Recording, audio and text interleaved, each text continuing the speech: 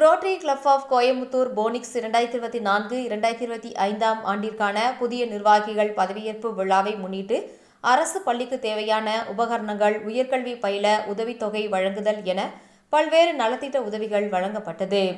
Rotary Club of Coimbatore Phoenix 2024-25 ஆண்டிற்கான 4வது புதிய நிர்வாகிகள் பதவியேற்பு விழா கோவை அவினாசி சாலையில் உள்ள தி கிராண்ட் ரீஜென்ட் ஹோட்டலில் நடைபெற்றது.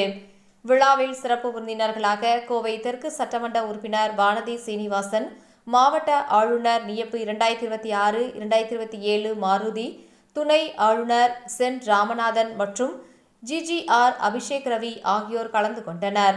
நிகழ்ச்சியில் 2024-2025 ஆண்டின் புதிய தலைவராக முருகன் மாரியப்பன், செயலாளராக கருப்புசாமி மற்றும் போர்டு உறுப்பினர்கள் பதவியேற்றுக் கொண்டனர். பொறுப்பேற்பு விழாவில் 2 அரசு உயர்நிலைப் பள்ளிக்கு சானிட்டரி இன்சினரேட்டர் மற்றும் RO பியூரிஃபையர் வழங்கப்பட்டது.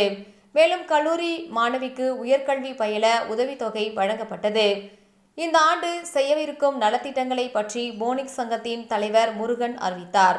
இந்த நிகழ்ச்சியில் ரோட்டரி சுந்தர்ராஜன், பாலமுருகன், சக்திவேல் உள்ளிட்ட ரோட்டரி கிளப்பை சேர்ந்த நிர்வாகிகள், உறுப்பினர்கள் பலர் கலந்து கொண்டனர்.